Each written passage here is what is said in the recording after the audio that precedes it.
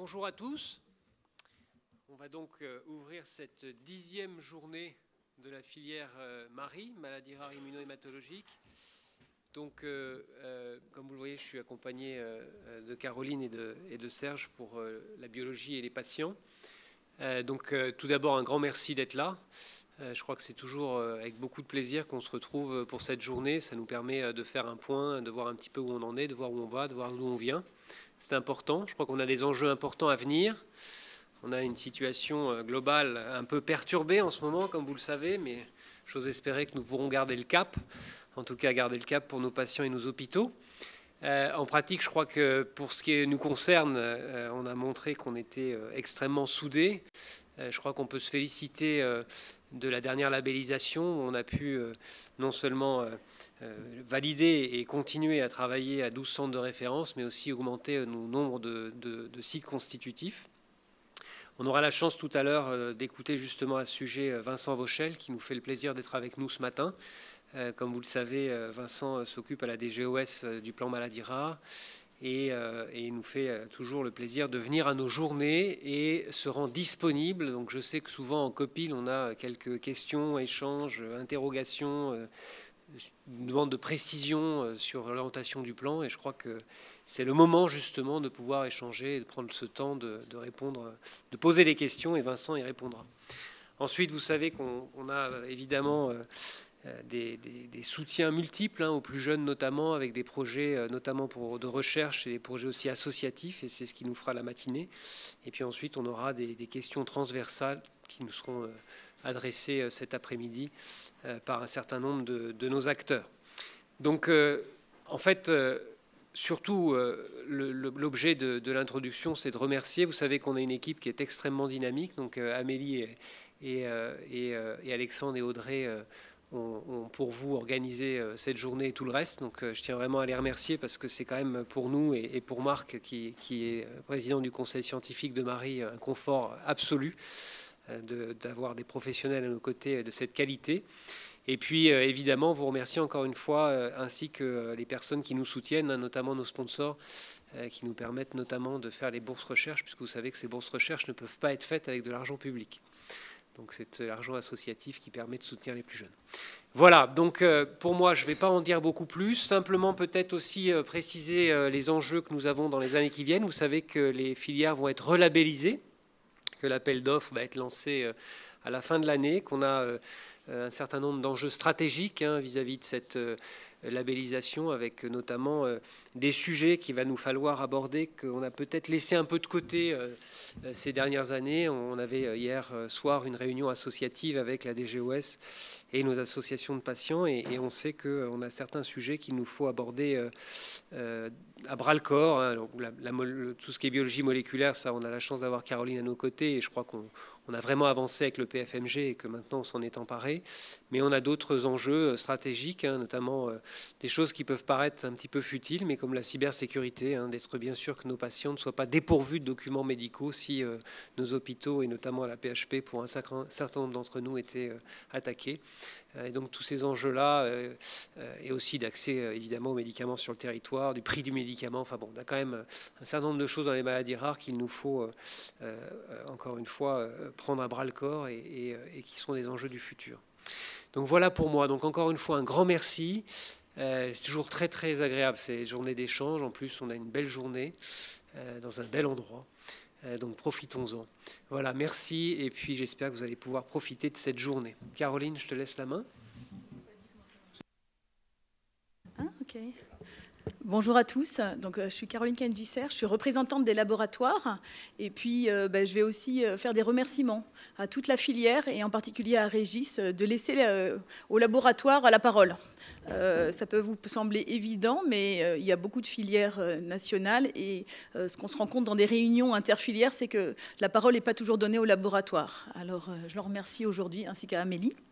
Alors, j'ai fait des diapos très rapides, c'est pire qu'une to-do list, mais je voulais juste vous parler de 3 choses. L'année dernière, pour ceux qui étaient là ou ceux qui participent au COPIL, on avait parlé de cette saisine HAS avec les RIHN. Alors là, il y a beaucoup de mots qui sont un peu compliqués. Les RIHN, je ne sais pas si vous savez ce que c'est les actes hors nomenclature. Tous les panels NGS, toutes les analyses génétiques assez complexes que vous prescrivez au quotidien, depuis des années, font partie d'une nomenclature particulière qui s'appelle le hors nomenclature, qui est liée à l'innovation de ces panels. On est d'accord que comme on fait du NGS depuis 10 ans maintenant, c'est plus tout à fait de l'innovation. Et bien entendu, nos autorités de tutelle voudraient sortir en fait ces actes qui coûtent très cher et essayer de les mettre dans la NABM avec des remboursements éventuellement, mais uniquement après une étude médico-économique. Donc beaucoup d'entre vous, dans chacun de vos centres, avaient été sollicités pour remplir une feuille, et probablement c'est vos laboratoires qui vous avaient aidé à la remplir, qui était un état des lieux de quel panel vous prescrivez pour vos maladies rares, et pourquoi vous le faites, avec le justificatif médical. On s'en était arrêté là l'année dernière, je ne sais pas si vous vous souvenez, on avait transmis nos copies, et comme on ne s'est pas vu depuis un an, au mois d'août, la HAS, pendant les congés d'été, parce que c'est mieux, a donné son arbitrage, et donc je vous ai mis ce tableau. Alors peut-être vous ne voyez rien du tout, je critique toujours ceux qui font des tableaux illisibles, et j'en ai fait un aujourd'hui. La seule chose peut-être qui doit vous rassurer, c'est qu'il y a deux parties. La HAS a dit, mais on s'est tous demandé comment ils allaient procéder, quelle méthodologie ils allaient faire pour analyser, vous imaginez le nombre de panels qui existent en France pour toutes les maladies, comment ils vont s'y prendre. Ils sont rentrés dans ce travail titanesque et au début, ils nous ont, après cet état des lieux que chaque centre de référence avait rendu, dans des tableaux, ils ont commencé à lister les pathologies et on a eu un souhait au niveau de la filière Marie, c'est que toutes les pathologies de la filière Marie soient rassemblées au sein d'un même chapeau, maladies immuno-hématologiques. Tout le monde les a challengés sur comment ils allaient décider et par où ils allaient commencer. Donc bien entendu, ce qui leur a paru à un moment le plus simple, c'est la volumétrie. On est d'accord que tout le monde a globalement, à mon avis, des bénéfices assez similaires. Et donc la volumétrie, je ne sais pas si ça doit nous rassurer ou pas, mais donc ils ont, quand ils ont reçu toutes nos copies, ils ont fait des quartiles. Et nous sommes dans le deuxième quartile qui allons être évalués. Et si vous voyez, donc l'encadré, la deuxième ligne, nos maladies sont a priori les deuxièmes dans le deuxième quartile. Donc c'est en cours.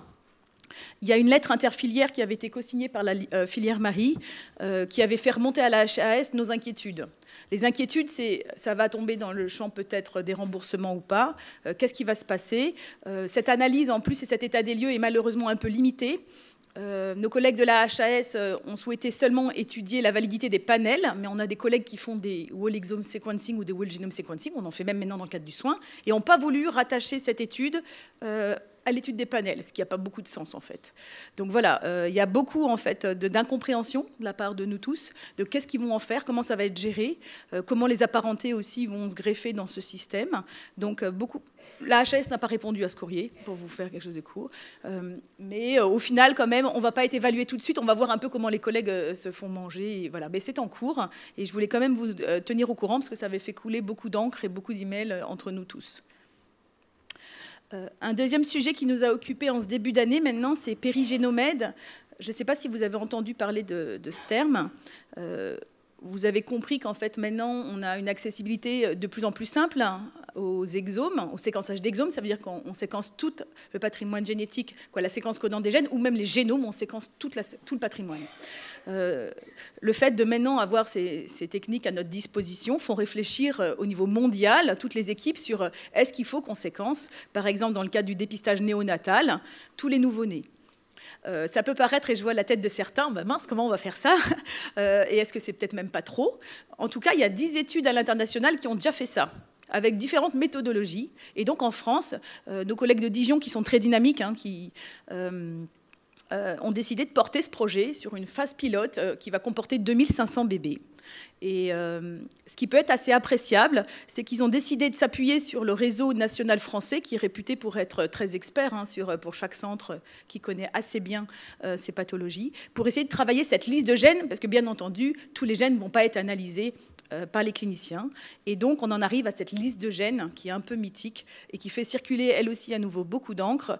Et je tiens quand même à souligner que les porteurs de projets, du coup, sont venus solliciter tous les labos de référence, et c'est plutôt une bonne chose, et toutes les filières pour savoir quels gènes pouvaient être mis dans cette liste. Alors, là, je vous ai fait le but aujourd'hui, le temps est limité, donc je ne vais pas y passer trop de temps. Ils avaient fait 2 définitions sur une liste 1 et 2 avec les pathologies qui seraient traitables dans l'enfance et celles qui seraient actionnables. Juste pour vous dire que ces définitions sont en cours d'évolution. Ils sont en train de les reformuler. Et je voulais vous donner la méthodologie qui a été utilisée sur Marie. Bien entendu, j'ai sollicité tous les laboratoires experts de la filière pour toutes les pathologies dont vous êtes centre de référent. On a fait des petites réunions et des visios pour réfléchir ensemble à comment on comprenait les différentes définitions. On a rendu notre copie, qui est donc les porteurs de projets périgénomèdes les ont, mais ils ont fait évoluer les définitions. Donc on va essayer de travailler un petit peu ensemble si on y arrive cet été pour vérifier qu'on est d'accord. Puisqu'ils ont fait évoluer, par exemple, dans la liste 1, l'idée, c'était une pathologie traitable, mais ils se sont rendus compte au cours des discussions, par exemple, qu'un acte de prévention qui pourrait être très précoce pourrait aussi s'apparenter à du soin. C'était les collègues de la filière dermatologique pour le xéroderma pigmentosum qui ont émis cette hypothèse, et donc ils font évoluer les définitions. On y travaille, c'est très ambitieux. Je comprends les têtes un peu que j'ai vues dans l'auditoire sur comment ça va être porté, mais en tout cas, on peut, je pense, féliciter les collègues de nous demander notre avis, et on verra un peu comment ça va évoluer. Et puis, juste, me suis permis de vous rappeler, tout à l'heure, Régis a parlé de la labellisation des centres cliniques. Tous les collègues des laboratoires, on a aussi une labellisation que vous ne connaissez pas toujours, qui s'appelle les laboratoires de biologie médicale de référence. Et c'est un peu comme pour vous, on répond à un appel d'offres, on fait un dossier en disant qu'est-ce qu'on fait, en recherche, en soins, etc. Et la semaine dernière, donc, a été publiée la liste qui a été mise à jour, puisque certains collègues ont redéposé des demandes de LBMR. Et je vous ai mis le site du nouveau texte qui valide tous ces LBMR. Donc, dans la filière, il y a beaucoup de LBMR pour chaque analyse. Et voilà, hâte tout à l'heure aussi de parler un peu de recherche avec les bourses qui ont été financées et les projets à venir. Merci à tous.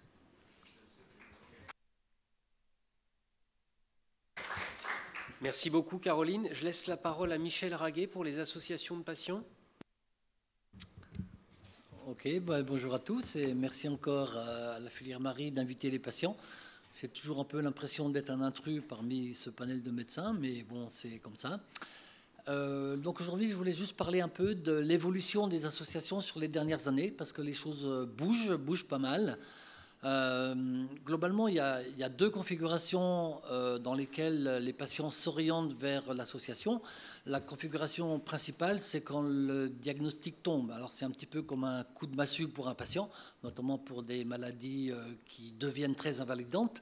Et donc là, les patients, ils ont besoin d'informations et ils ont surtout besoin de rencontrer d'autres patients pour savoir comment la maladie va évoluer et comment on peut intégrer sa maladie dans son mode de vie. Et la deuxième configuration, c'est des patients qui ils ont une maladie, ils vivent avec, mais comme pas mal de maladies, les facteurs s'aggravent, elles sont évolutives, et il y a un moment, le poids de la maladie devient tel que le patient, il a besoin, c'est pareil, d'échanger, de voir comment les choses vont évoluer, comment les autres patients intègrent leur maladie dans leur mode de vie, etc. Donc il y a un vrai besoin d'échange, et ça c'est la deuxième cause d'adhésion aux associations. Alors, au-delà de ces deux causes, il y a plein de choses qui évoluent. Et la première chose qui évolue par rapport aux missions de l'association, c'est les maladies pour lesquelles il y a maintenant d'excellents médicaments. C'est le cas de notre maladie. Moi, je représente l'association des angioïdèmes bradycliniques. Et il y a depuis quelques années des médicaments qui permettent de vivre, je dirais, presque normalement, sous réserve, bien sûr, d'observances thérapeutiques, etc. Enfin, il y a quand même un certain nombre de conditions. Et là, on voit les patients, une fois qu'ils ont le bon médecin avec le bon traitement, ils disparaissent de l'association. On ne les voit plus, alors tant mieux pour eux. Mais après, il y a pas mal d'associations qui rencontrent des problématiques, je dirais, d'adhésion, de bénévolat, puisque les gens, ils partent avec leur traitement et on ne les voit plus. Ils disparaissent totalement. Il y a un vrai souci de renouvellement des membres actifs de l'association pour les maladies pour lesquelles les patients, carrément, ils passent à autre chose, quoi. Alors après, dans les facteurs d'évolution, il y a aussi des choses qui sont très positives, notamment tout ce qui est partenariat avec les milieux médicaux. Et ça, c'est quelque chose qui est déterminant. Alors, il n'y a pas que les milieux médicaux, il y a aussi les autorités de santé. Depuis quelques années, les autorités de santé demandent l'avis patient pour l'introduction de nouvelles molécules suite à des essais thérapeutiques.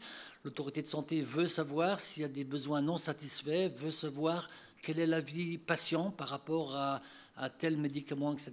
Donc ça, c'est assez nouveau. Il y a 10 ans, il y a 20 ans, il n'y avait pas ça. Et puis en termes de contribution aussi, en termes de partenariat entre le monde associatif et les milieux médicaux, moi ce qui m'a surtout interpellé, c'est notre contribution à l'éducation thérapeutique du patient. Donc ça c'est quelque chose qui a d'ailleurs été facilité par la filière Marie, dont je remercie ici tout cet engagement. Il y a des formations, il y en a une cette année au printemps, il y en a une deuxième cet automne. Donc on forme des patients qui peuvent accompagner les professionnels de santé pour tout ce qui est éducation thérapeutique. Donc cette éducation thérapeutique, elle permet de mieux connaître sa maladie pour les patients, de vivre avec, d'anticiper sur les problèmes, de parler de sa maladie à son entourage. C'est pas toujours facile, à sa famille, à ses amis, parfois dans son milieu professionnel. Et ça permet ensuite de gagner en autonomie, de ne plus être dépendant du milieu médical, de gérer sa maladie au mieux au quotidien. Et souvent, ces séances d'éducation thérapeutique allègent le poids de la maladie pour les patients.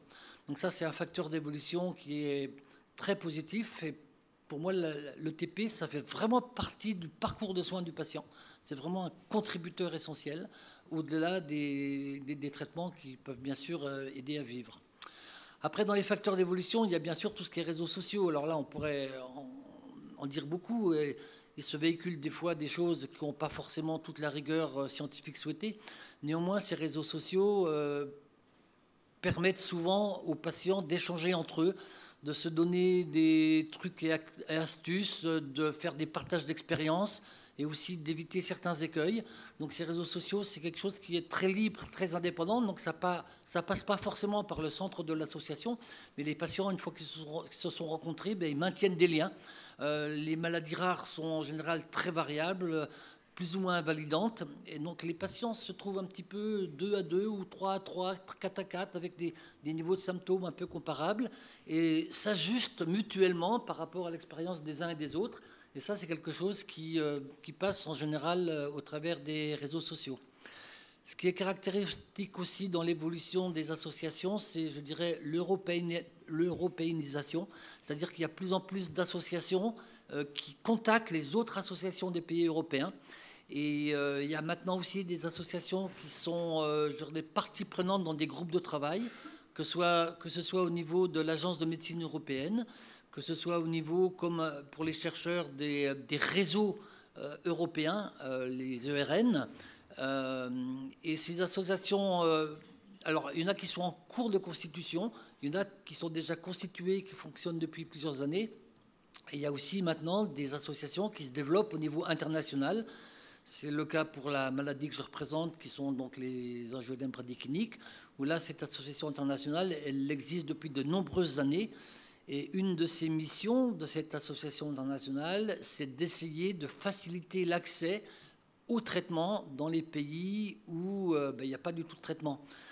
Typiquement, les actions de l'association internationale, c'est aussi de faciliter les associations de patients dans les pays, parce que souvent, l'accès aux médicaments passe par le besoin exprimé par les patients, donc regroupés sous forme d'associations.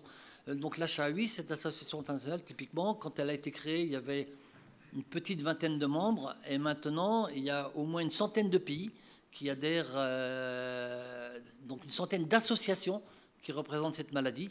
Et ça donne aussi de la visibilité au milieu, je dirais, des industries pharmaceutiques, parce qu'ils savent là où sont les patients, ils ont une meilleure visibilité sur les besoins, etc. Alors après, cette association internationale, elle met aussi à disposition des patients des registres, elle met à disposition, je dirais, des petits outils pour colliger les crises, aussi pour quand on voyage dans un pays, où sont les centres où on peut consulter, où sont les experts, etc. Il y a aussi des réunions internationales qui sont organisées avec des médecins. Et c'est là qu'on s'aperçoit, quand on y participe, la chance qu'on a en France d'être vis-à-vis de la qualité de prise en charge. Et ça, c'est quelque chose que moi j'ai réalisé quand je compare tout ce qu'a apporté les plans nationaux maladies rares 1, 2, 3, puis bientôt le 4, par rapport à l'organisation, par rapport à tous ces centres experts. et aussi par rapport aux conditions d'accès aux derniers traitements qui sont très coûteux. Il ne faut pas aller loin, hein. Quand on regarde les pays limitrophes de la France, si on parle de l'Italie, de l'Angleterre, de la Belgique, etc., mais on se rend compte que les conditions d'accès à ces derniers traitements sont beaucoup plus difficiles et que nous, ici, un petit peu grâce à vous tous, hein, on est quand même relativement chanceux. Alors après, il ne faut pas se voiler la face. On arrive quand même dans une période, je dirais, d'instabilité politique. Alors déjà, on a eu une succession de ministres de la Santé ces quelques dernières années, là. Ils ne font pas un an, quoi. Donc c'est quand même difficile de mener des projets à moyen terme avec ces changements successifs. Bien évidemment, le plan national maladie rare 4 qui devait, je dirais, encore apporter des améliorations par rapport à l'existant, eh bien, sa présentation, elle est reportée sine die. Je ne sais pas quand est-ce qu'elle aura lieu, mais bon, c'est passé un peu... voilà, on verra ce qui se passe suivant le futur gouvernement. Après, c'est vrai que les maladies rares, ça coûte cher, donc il faut des arbitrages budgétaires, et ça, c'est pareil, ça va être reporté peut-être de 6 mois, donc je pense que les choses vont être relativement figées, donc on a quand même quelques inquiétudes. C'est vrai qu'un patient maladie rare, eh bien, il consulte beaucoup, il a besoin de traitements chers, il a souvent besoin d'un soutien psychologique, il a des handicaps, il ne peut pas forcément travailler, etc. Donc, ça pose des choix, je dirais, il y a des choix politiques qui vont devoir être faits, il y a des choix sociétaux, voire des choix éthiques. Et donc, d'où tout l'intérêt des associations de patients, il faut être là, il faut être présent. Il faut être partie prenante, expliquer aux décideurs politiques tous les besoins non satisfaits par rapport, je dirais, aux maladies rares. Alors, bon, il y a quelques maladies qui, je dirais, quelques malades même privilégiés parce qu'ils ont accès au traitement, mais il y a encore beaucoup de maladies qui n'ont pas de traitement. Donc, moi, je suis un peu inquiet de cette instabilité politique qui risque potentiellement de faire une rupture dans la continuité. Mais bon, vous, professionnels de santé, je sais que vous êtes tous là et que vous êtes un peu indépendants de tout ça, même si vous avez besoin de ressources financières. Mais néanmoins, bon, nous, patients, on sait qu'on peut compter sur votre engagement, on peut compter sur votre dévouement et on vous fait confiance et on sait que vous serez toujours là. Donc, au nom de tous les patients, je vous remercie très sincèrement de votre continuité. Voilà.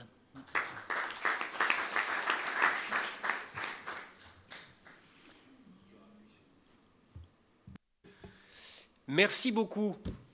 Je crois que c'est important et non, vous n'êtes pas un intrus, Michel. Et si on est là, c'est pour vous.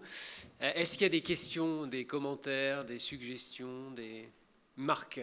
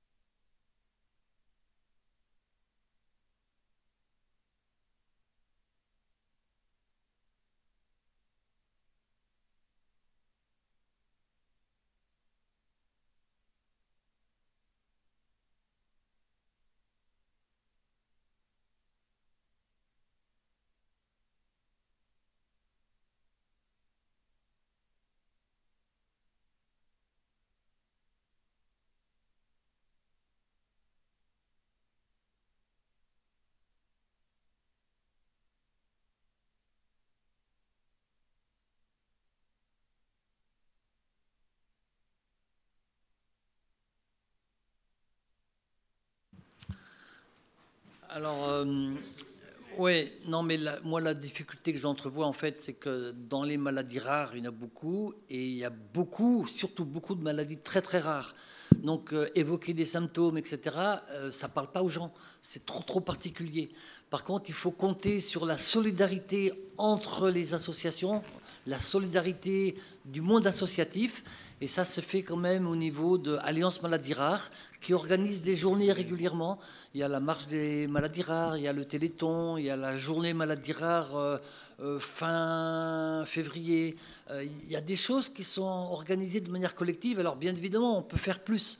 Mais faire des journées spécifiques sur des maladies qui ne parlent pas du tout aux gens, moi, ça me semble difficile. Et moi, je préfère travailler au niveau collectif, dire voilà, les maladies rares, il y en a plein. Tout le monde peut être concerné un jour, même si vous êtes en bonne santé. Vous pouvez avoir des enfants qui héritent de telles mutations génétiques, etc.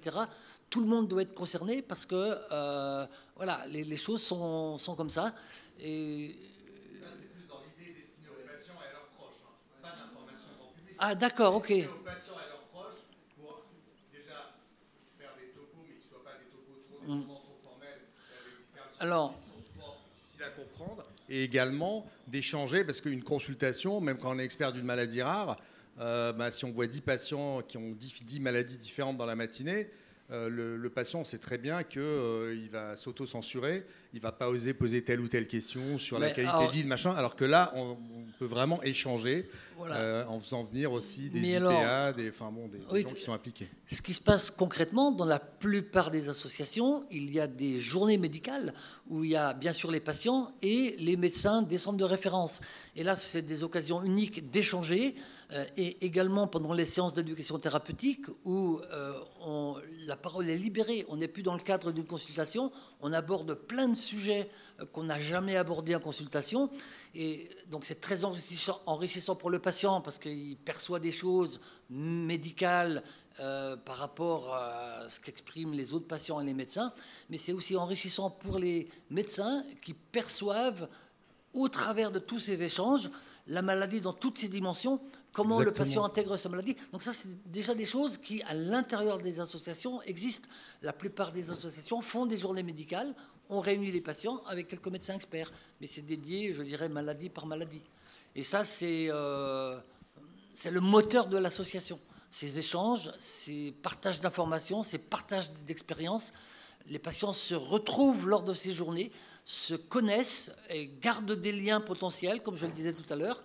C'est le début des réseaux sociaux, c'est-à-dire qu'on compare un petit peu nos conditions de vie. Et puis, voilà, le moteur de l'association, c'est ça, ce sont ces réunions partagées entre les milieux médicaux, les milieux associatifs, et parfois avec une présence de l'industriel de la pharmacie qui veut aussi, lui, percevoir les difficultés de vivre avec telle et telle maladie. Donc, mais après, pourquoi pas l'élargir à des familles de maladies? Bon, après, c'est... Mais bon, moi, dans le monde que je connais, on fait au minimum 2 journées médicales par an, une au CREAC, à Grenoble, et puis une autre dans un centre constitutif qui est donc à Saint-Antoine, à Paris.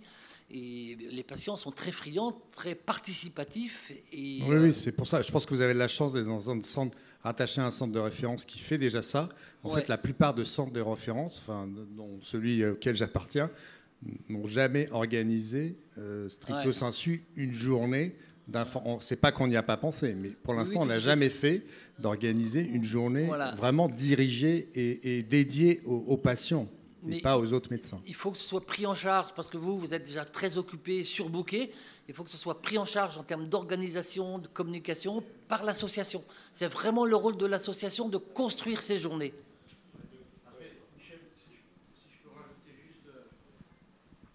En fait, ce qu'on voit aujourd'hui, c'est que quand on crée ce type d'événement, la difficulté, c'est de réunir les gens en présentiel. Par contre, des réunions hybrides où on pourrait allier le présentiel et le distanciel, me paraissent plus intéressantes de manière à éviter les déplacements, parce qu'on sait très bien qu'il va falloir faire ça sur un week-end, enfin, ou sur un samedi au moins, et faire venir les gens, c'est très compliqué. Je prends Régis peut-être à témoin, la première journée Marie-Patient qu'on avait fait au Pullman à Bercy, là, on avait eu très très peu de participation parce que les gens n'étaient pas venus, tout simplement. Et juste aussi sur l'approche par pathologie, c'est vrai que c'est intéressant d'avoir, pour un patient, d'avoir cette vision un petit peu macro de ce qui se passe sur sa maladie, mais surtout ce qui l'intéresse, c'est sa maladie à lui, quoi. Et souvent, la difficulté, c'est de ne pas tourner à la consultation plutôt que... Voilà. Moi, je suis d'accord avec ça. Je pense que c'est vraiment le rôle des associations. Donc, moi, par exemple, ça fait 20 ans que je participe à des week-ends patients organisés par les associations, pour le Black Fonds et le Fanconi, par exemple. En général, ils font ça sur un week-end. C'est totalement géré par l'association. ils font venir des orateurs de différents domaines et il y a effectivement une matinée médicale où je viens, où je fais les actualités, etc. etc. Je suis d'accord que la filière n'est pas la bonne échelle parce que les gens ne sont pas intéressés par les maladies des autres. Et c'est même presque décevant parfois, mais c'est une réalité. Hein. Moi, je pense à certaines maladies très rares où j'avais demandé à une association éventuellement de s'élargir à ces maladies très rares. Et la réponse avait été non, on s'occupe de notre maladie et pas des maladies des autres. Donc c'est comme ça. Donc effectivement, ça doit être fait. Et après, faire venir les gens, c'est compliqué. Alors eux, ils tiennent beaucoup, je pense surtout au Black Franc, dont je suis le plus proche, ils tiennent beaucoup à ce moment de convivialité entre nous. Mais alors pour le Black Franc, on a proposé, c'est une réunion annuelle, et au bout de 6 mois, on a proposé de faire des événements uniquement en Zoom et en soirée. Alors bon, c'est pas très drôle pour le médecin, mais ça permet aux gens de se connecter. Et effectivement, en faisant une soirée où il y a pareil, j'avais fait une actualité, puis après il y avait une foire aux questions, en évitant le problème, bien sûr, des consultations personnelles.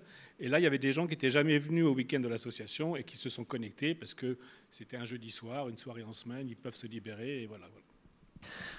Oui, juste pour compléter, effectivement, ce que l'on fait, que ce soit au CREAC à Grenoble ou à Paris ou même dans d'autres régions, c'est toujours mixte, à savoir qu'il y a une trentaine de gens présents, de patients présents, et puis il y en a 2 fois plus en visio. Alors avec tout l'inconfort de la visio, avec pas tout à fait le même degré de participation des gens qui sont derrière leur caméra, mais néanmoins, ça permet de ne pas se déplacer. Et donc Grenoble, maintenant, systématiquement, chaque fois qu'il y a une réunion patient, il y a toujours une visio qui accompagne, et y compris à Saint-Antoine. Et voilà, donc les patients de proximité. Alors après, il y a des patients qui aiment bien se retrouver entre eux. Et je sais qu'à Paris, il y a souvent des patients, par exemple, qui viennent de Lille. Ça leur fait leur sortie parisienne annuelle, quoi. C'est vraiment ça. Et puis voilà. Donc, mais c'est vrai que ces formules mixtes sont maintenant indispensables parce que voilà, il faut limiter la consommation de CO2. Donc, ça permet de participer en restant écologique. Merci.